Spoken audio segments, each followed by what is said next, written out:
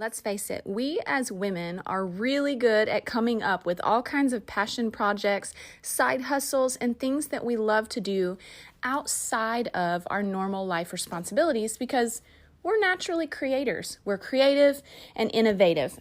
And for a lot of us, that actually can bring this tension to our life of how to balance it all. That's like one of the most common phrases I hear from moms and questions I get is how do you balance it all? Well, today's guest interview is Cheree Sauer, and she brings her coaching principles. She coaches 6, 7, and 8-figure women on how to take the business success they've experienced and dial it down so that they can still find fulfillment in their daily life with their families, with rich relationships. And she brings those principles into this episode to help you, whether you're an entrepreneur, mompreneur, or a stay-at-home mom or a working mom. These principles will help all of us bring balance and live out of priority and value and doing the things that we love with the people that we love to make our lives more fulfilling. So don't go anywhere. Jump into this episode. It's a good one. Hi, you're listening to Java with Jen with your host, Cheree Samuel. On this show, I bring the simplicity of hearing God's voice into everyday life in a no-nonsense, authentic, and super practical way. With coffee in hand and real life in our faces, let's do this. All right, you guys, thanks so much for coming back to another episode at Java with Jen. Today, my guest is a woman who inspires me by the way that she helps mompreneurs and entrepreneurs of 6, 7, and 8-figure businesses shift their businesses to walk in more balance and balance the hustle and have a really fulfilling life, even with everything that they're carrying. And so I don't want to say it all wrong, but let me just read to you a little bit about her experience.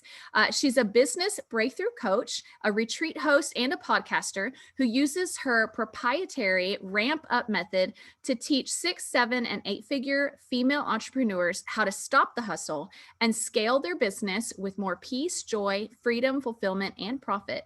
Cheree uses a faith-integrated mind-body connection approach to help women find freedom from their past so they can show up as the moms, wives, and CEOs they know God has called them to be.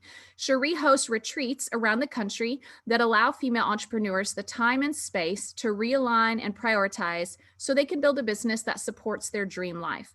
Cheree and her husband of 16 years roadschool their 2 boys who are 10 and 8 and live a life of freedom, traveling the country in their home on wheels.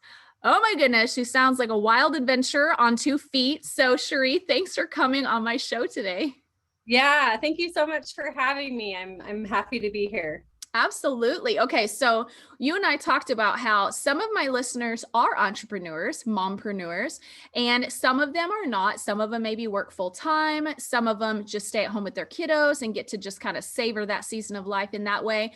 But no doubt all of us as women, because we're creators and we're creative just as a nature of being a woman, we almost always have passion projects, and things that we're working on, if nothing else, just a lot of responsibilities. And so I think some of the stuff that you bring, the principles that you bring to business leaders could help these women and my listeners in balancing their life. So why don't you share your story? Because I'm sure your story is integral to how you got here and how you got to this place, how you figured out this was your niche. Yeah, absolutely. So my background, I was in sports medicine. So I was an athletic trainer for 15 years. I have a master's degree in sports psychology. I was working a lot of nights and weekends, loved my job, had my first baby, and I ended up traveling almost 6 weeks straight when he was about 8 months old, missed his first teething. And I was like, I can't do this anymore. Like, I just want to be home with my babies. So I took a leap of faith. I quit. And I actually got rehired in a different position that was less travel, a little more normal schedule, had my second baby, but I was still working nights. I was still missing holidays, Halloween, and things like that. And I was like, I can't do this anymore. Like, I'm tired of being yelled at by coaches. I'm tired of somebody else controlling my schedule. I just want to be with my babies. Yeah. So again, took a leap of faith, had no idea what I was going to do or what we were going to do financially, but I was just like, I can't do this anymore. Became a stay-at-home mom. I thought it was going to be cupcakes and rainbows. I thought dinner was going to be on the table by 5 and we were going to garden. It was going to be this beautiful life and my kids were going to behave because I was going to be around more. And it was not that at all. And I absolutely found myself at rock bottom. I hated it. I resented after 4 months. I just remember like crying. My husband was like, do you need to go back to work? And I was like, yes, I do. Like, please send me back to work. I'm just naturally a high achiever. I'm used to accomplishing and checking things off my to-do list. And I had these toddlers who were crying and upset and I couldn't just check them off my list. And I didn't know really how to take care of myself in that season. As a healthcare provider, we're really good at taking care of everybody else. We're not great at taking care of ourselves. And so I didn't know how to set boundaries. I had no intention in my life. A lot of the decisions I was making were based off of comparison and what other people were doing. And I just remember thinking like, man, if I could just be a mouse in somebody else's house, I wonder if they do they have these same struggles as a mom? So I went back to work for about a year, worked 2 days a week. I loved that. I loved being able to just work a couple days a week and be with my kids. Like it was this perfect balance. And then that company downsized and I got let go. But I wanted that flexibility. I wanted to be like, feel accomplished and do something, but also have the time and freedom that I wanted for my kids. And that didn't exist in the athletic world. You couldn't find that in the traditional athletic training world. And so I decided to start my own business. My husband had actually sent me like the Christy Wright podcast, and that like got me kind of on the entrepreneurial journey. I had become a Norwex consultant, did that for about 3 years. And then I really started to feel called to encourage moms to take care of themselves. Because in that season, when I was a stay-at-home mom, I remember just like sitting down and just pleading to God, like, God, just like something has to change. I know you did not give me these kids for me to resent them, to resent my life, to hate being a mom. Like I hated it. I didn't, and I couldn't understand. I couldn't figure out how to get out of it. And so during that, and I had always been like the pray on the go, right? I never had time to sit down and pray. And I would kind of do the like, read through your Bible in a year kind of thing, but I didn't really understand how to like sit down and actually like hear from God. And so in that season, God really started to just show me ways to be intentional and to create my own values and stop comparing myself to what everybody else was doing. And I started to have conversations with other moms about my struggles of like, just things that were really hard. And they were like, I'm the same way. Like I thought I was the only one. And I realized like, oh my goodness, this is like an actual problem. Here we are looking pretty. We got our makeup on, our hair is done, our kids are dressed, our hair is done. We're all looking like we're perfect. And inside we're all struggling hard. Right. And looking like we're all trying to keep it together.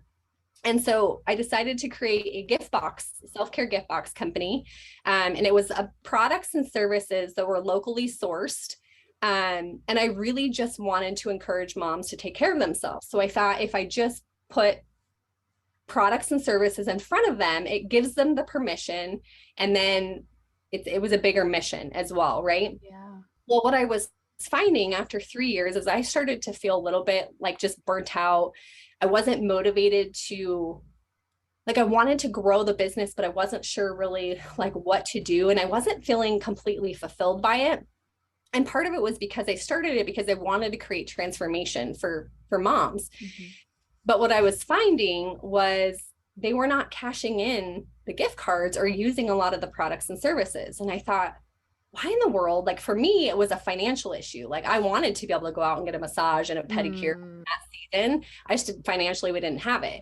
And so I thought if I can just provide this for other people, support local businesses along the way.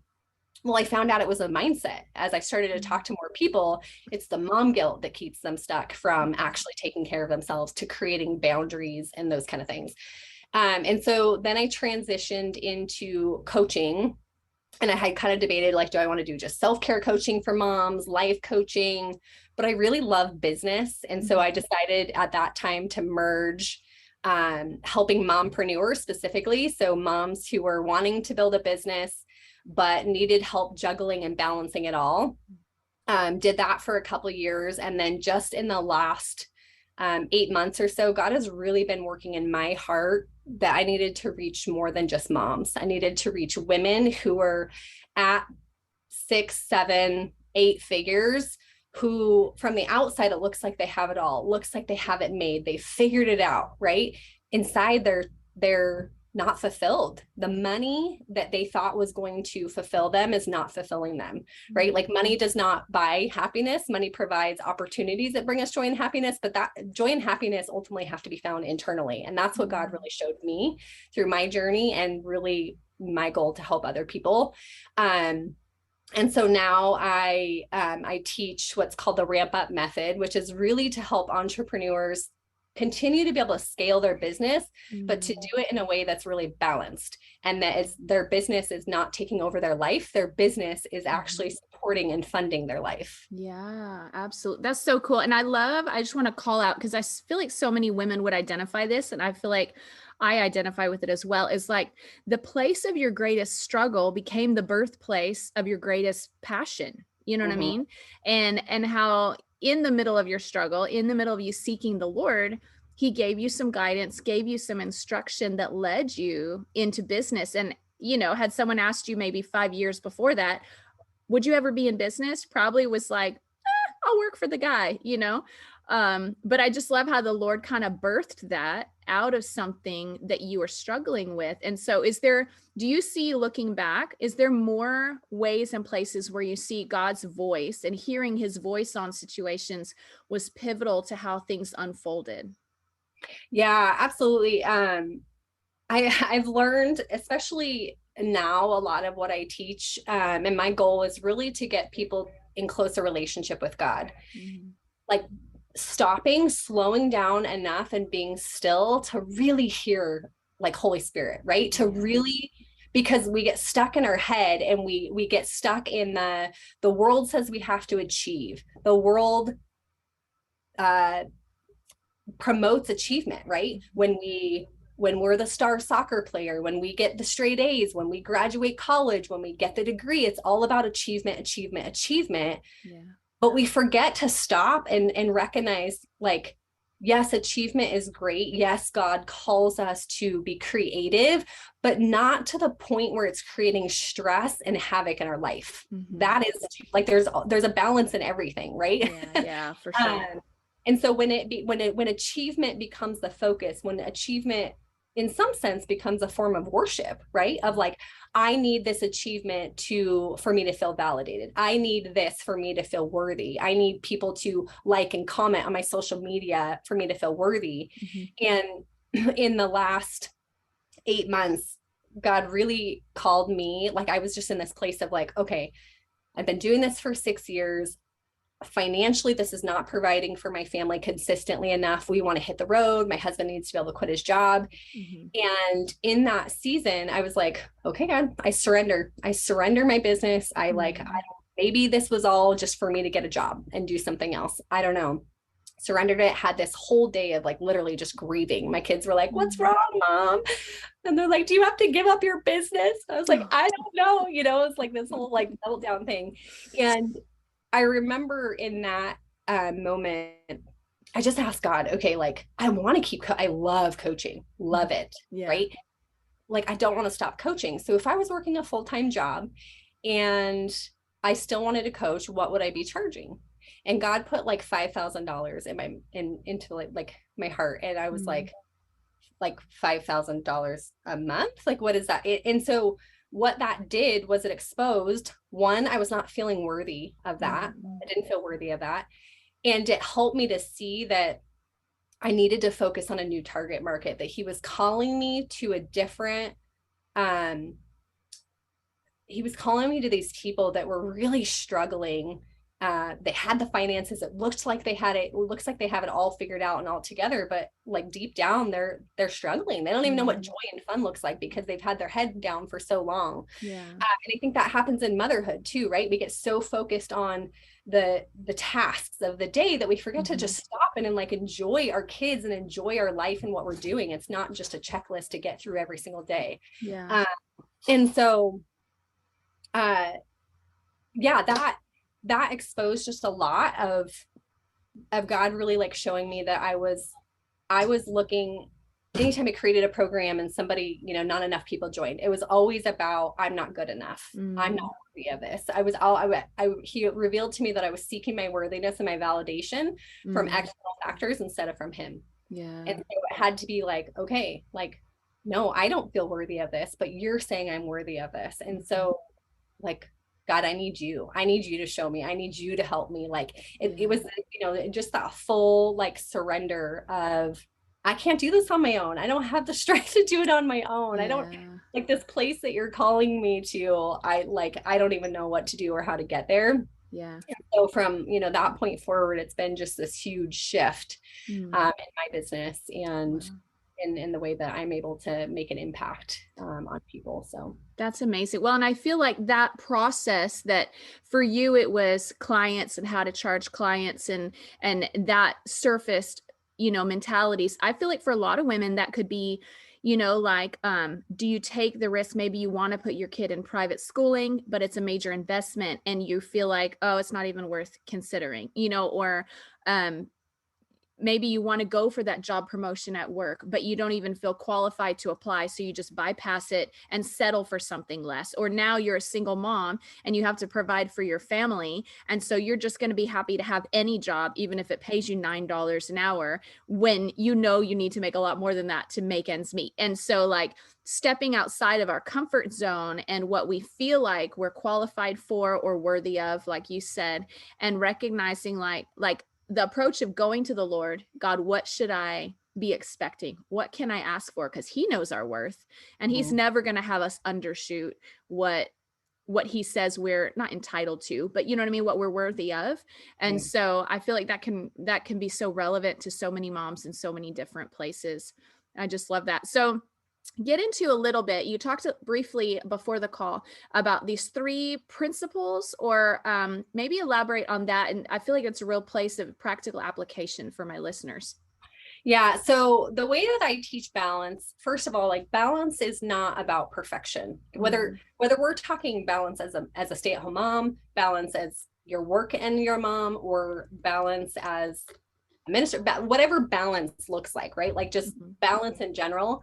Balance is never going to be perfect. So if you imagine a scale, and I like to think of like an old time scale. And when you think of this, like think of one side is like your stressors and the other side is like rest, joy, fun, right? So we want to keep that, like we want to keep those kind of counterbalanced.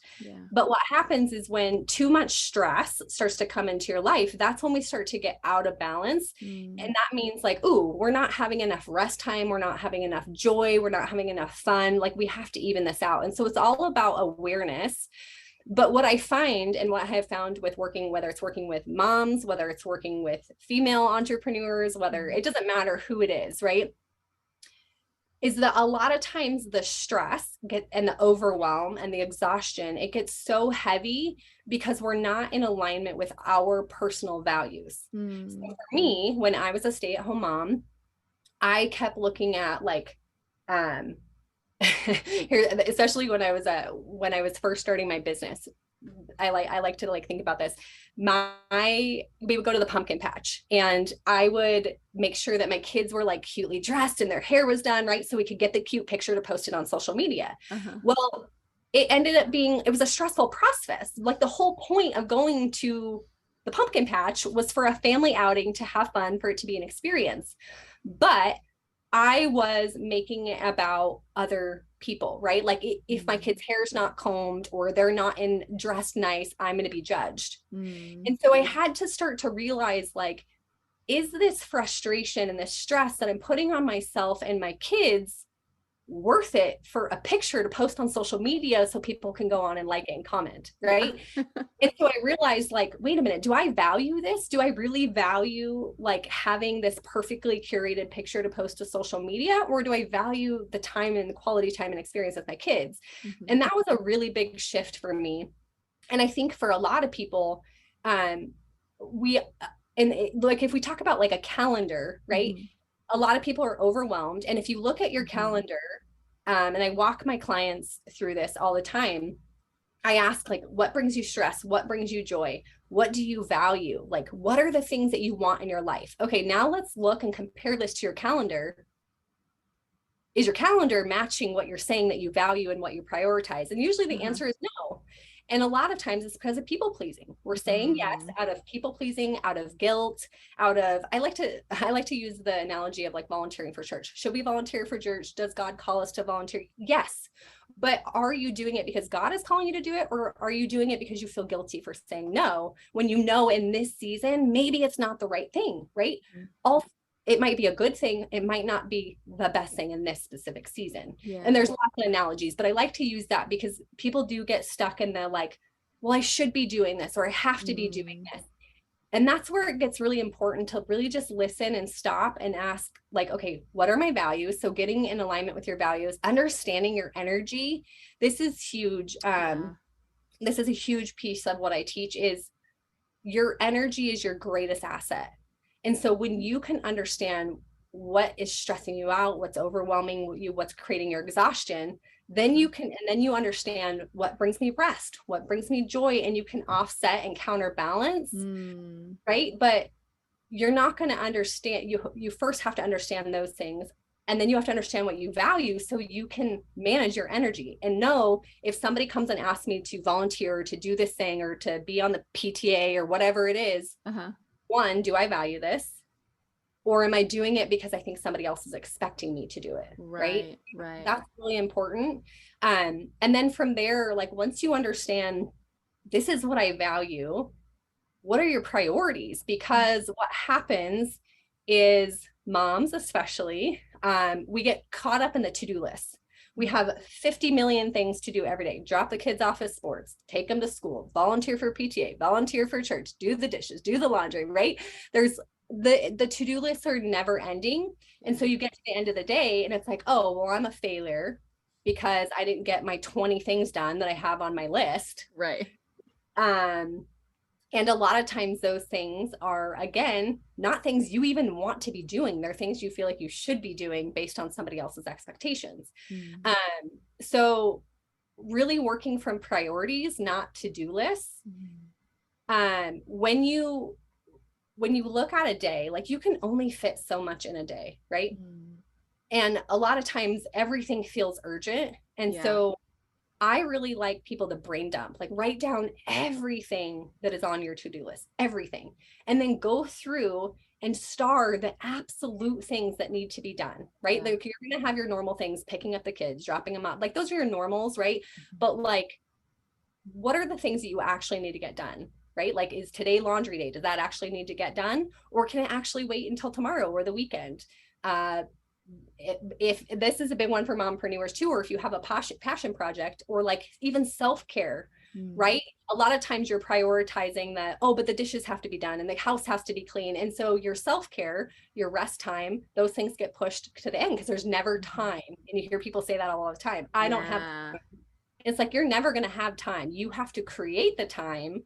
And that's how you do it, is by understanding your values, your priorities, Mm. managing your energy, and then really creating boundaries around that. So that's kind of like the third thing of what do I value? What am I saying my priority is? And then I'm going to create a boundary around that priority. Mm. If I want to lose 10 pounds, that's just an easy example.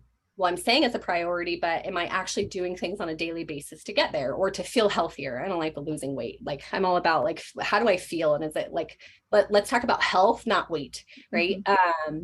And so if I'm saying that's a priority, but I'm not actually blocking time, I'm not creating a boundary around it, then what's really going on? And you'll find this that people keep breaking boundaries for themselves. They'll say, I want to go get a massage, or I want to have a night off by myself or with friends or whatever it is. But then there's so many things on their to-do list, right? They never end up getting it done. They never get to do it because they don't have time. Yeah. And so if you find that you're repetitively breaking boundaries, like New Year's resolutions is a good one. Usually New Year's resolutions are based off what you want to do.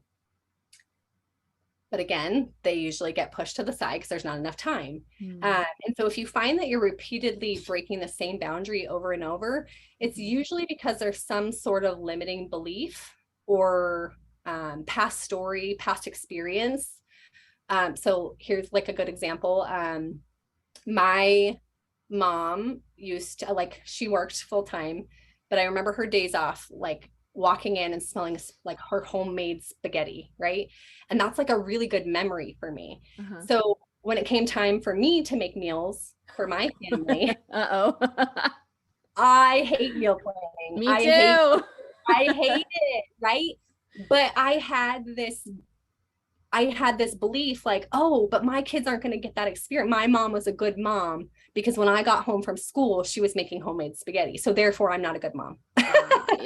Right. So I was trying to force myself into this box of, I have to make all the meals and I have to do all the meal prep. And that's what makes me a good mom, having snacks for my kids after school. Right. Yeah. Because that's what Pinterest says you should do. Great. There's nothing wrong with that. Right. But again, like, is this really serving me and my family? Well, no, it's not, because it's stressing the crap out of me and I hate it. And then I'm grumpy with everybody. Yeah. So let's redivert and look and like, how can I outsource these meals? What can I do to take this off of my plate? Because it is my number one energy drainer and stressor. And when I recognize that and I'm like, oh, my kids are getting fed one way or another. They really don't care whether or not I'm cooking it. They really don't. And it's better for them if I don't. So it's, it's things like that we get so caught up and stuck in the, what is everybody else doing? Or what do I think I should be doing based off of a past story and expectation that somebody else has. Oh, that's really good. So those three things that, what I hear from you is identifying your values, because you want to operate from a place of values, not obligations. Yes. And so values is the first one. The second one was priorities, not to-do lists. Priorities, not to-do lists. And so your values feed your priorities, right? Yeah. And then from there, you build boundaries so that you can maintain those priorities. Yes. That's good. Yeah, that's good. And I love that you called out the part where, if you're constantly breaking boundaries, because I'm big on boundaries, like the discovery of having them and implementing them in certain relationships, especially, literally changed my life. Saved my sanity and made me feel powerful in my life again. And so I feel like boundaries can't be underemphasized. Jesus had tons of boundaries, but you don't think of him as someone who's like, oh, stay over there, I can't have you close. But boundaries don't have to look like you're saying no to everyone. Boundaries are simply lines we draw so we can maintain those things that are important. And so I just love that. So let's go. I know that you had shared that you have a course, or that you have a coaching program. So if any of my listeners, now you guys don't go anywhere and don't tune out, because we have life hacks and she has some really great life hacks to share with you. But before we do that, I want to make sure you can learn how to connect with her. So if anyone is like, hey, I need these tools that she has, what are some ways people can connect with you? Maybe in varying, say maybe they're not ready to hire a full-on coach. Do you have emails that you send out? What are the different options that you have available for people? Yeah, absolutely. So you can find me at Cheree Sauer Coaching, Instagram, Facebook, LinkedIn, and my website is coming. It's under construction right now. Okay. The best way to connect with me for whatever is, I love voice memos through Instagram or Facebook. I just love to hear people's voices. Even if it's you just have a simple question, or you're like, hey, I loved this, and I want to hear more, and you're not necessarily ready to sign up for coaching, that's totally fine. Reach out to me. I would love to connect. I just love connecting with people and helping. My heart is just really to help people. And sorry, I feel like I missed that. No, it did. I was just wondering, like, both how they can connect with you and like what offerings you have. But I want to let everybody know that your name is a little unique for spelling. And so I'll put it in the description under the show so they can just click links and find you. But yeah, so what are the offerings? Maybe do you have like books besides your coaching? And So I do not have any books. I used to have a PDF called Priorities Over To-Do Lists, the Mompreneur's Guide to Reducing Overwhelm. I don't have that available right now. If you reach out to me and you want it, I'll send it to you, but there's nowhere I can't send you for you to like download it anywhere. Right. Because all of my stuff is kind of transitioning.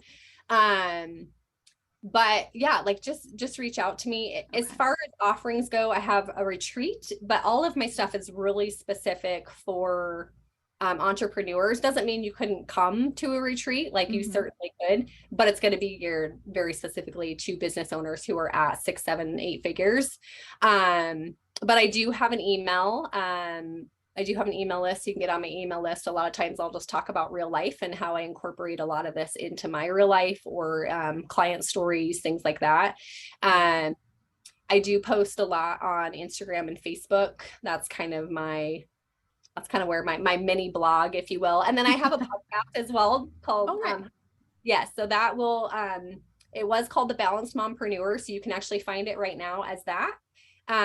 So definitely like go back and listen to those episodes. I talk a lot about this stuff. It's rebranding to the Hustle to Harmony podcast, but it's still going to be all the same information, same type of stuff, same type of content. Yeah. That you can apply to life, business, work, anything. Okay. That's awesome. Okay. So you guys don't go anywhere because now she's going to share some life hacks in just 1 second.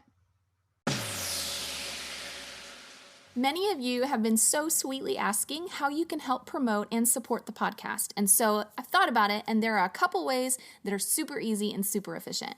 Firstly, sharing any post that I make about an episode, rating and reviewing on social media and iTunes is huge. This is so simple, and yet it really helps get the word out to more people, and it actually helps me come up higher in iTunes search results, so then people are able to find the podcast more easily. Secondly, you can financially support monthly through the Anchor app, which is where I'm hosted, or on Patreon. Just go to the Anchor app and hit support, or you can give through Patreon as a monthly member. Just visit patreon.com/JavaWithJen. That's Patreon, patreon.com/JavaWithJen, and sign up to be a monthly member at whichever amount that you prefer. Your donations help me to invest into new equipment, helps me send thank you gifts to interviewees, because I love to do that, and affords me the ability to continue to put my time back into my podcast so I can keep giving back to you. Now, some of you have already been doing this, and I am so grateful. Thank you so much, because when y'all do this, it encourages me so very much.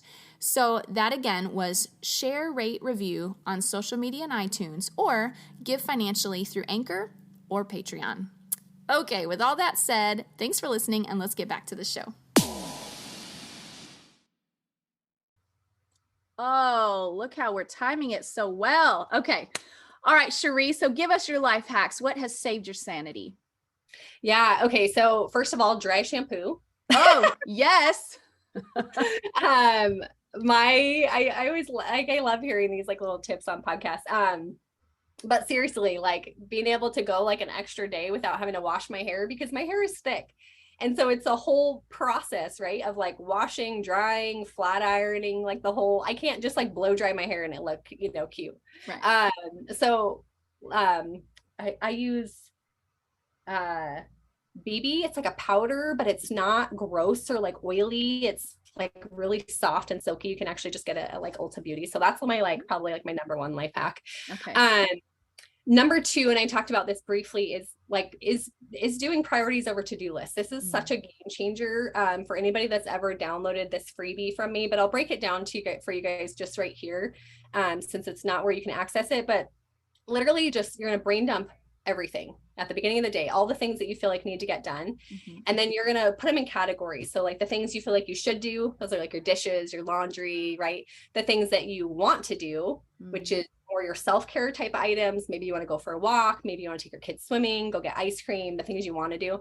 And then the things that you absolutely need to do. So what are the number one thing that absolutely has to get done today outside of like your normal everyday schedule, right? Picking up the kids, dropping them off, those things you're not going to include. And then you're going to create like 3 to 5 priorities. And one of those needs to be something you want to do. Okay. So this is how you can start to shift and start to recognize, like, I don't actually have to get all of this done today. It feels urgent. It all feels urgent because it's all swirling around like little ping pong balls in your brain. Yep. Right. But it doesn't actually all have to get done. It's just feeling that way because you don't have it on paper. You can't see it. And there's actually a whole like neuroscience thing to this, right? Like actually writing it down and then creating 3 to 5 priorities. And then anything that's outside of that, that's where you're going to lift it to God, right? Like the things that you're worried about that maybe aren't like a tangible, like check off your list. Or maybe they are, but you really don't know how to fix them. They're really outside of your control. Those are your things that you're like, okay, God, like I can't control this. This isn't something I can handle right now or do right now. This I surrender to you. Yeah. And that's my like little, like, you can literally do this on a daily basis. And it will help you start to reorganize your calendar and your life in a way that you want to live it instead of the way somebody else tells you should live it. That's so good. You guys, sometimes it's just the simplest tweaks and adjustments in our lives that can make the biggest difference. Like seriously, I mean, it's the smallest little bad habits that can get us into a tight spot too. So, taking on these little tiny suggestions and tips, they may seem minor, but that's the beauty of it. It's minor and it would be easy to adapt into your lifestyle. And so that's amazing. Great life hacks. I totally thumbs up the dry shampoo thing. Definitely rock some dry shampoo on some days. But you guys, thank you, Cheree, so much for coming and being on my show. I can tell you're already just a wealth of knowledge. And I know that if there's any of my listeners that are feeling like they're struggling with balance and just want to enjoy their life again, I think you guys would draw a lot of benefit from connecting with Cheree. So again, go into the description beneath the show episode, go into the show notes and I'll have her links and connections there. She invited you to come connect with her on Instagram. So if nothing else, send her a voicemail, say, I heard your episode. It meant this to me. And so just so she knows someone was listening, I think that's always so encouraging. So you guys, otherwise, make sure you come back next week, share this episode with a mom friend that you may have, or another female entrepreneur friend who you feel like would benefit from the content in this episode or connecting with Cheree. And otherwise, make sure you stop by the merch store at Java with Jen merch and get you some coffee or a mug or a sweatshirt for this fall season that's coming up. And you guys, I love you. We'll see you next week. Cheree, thanks again for coming on the show. Yeah, thank you so much for having me. We'll see you guys next week. Thanks so much for tuning in to today's show. Listen, let's stay connected. Come follow me on Instagram at Java with Jen, where you can follow the latest and say hey. It's a really great way to stay in touch. Many of you have also asked how you can support the show.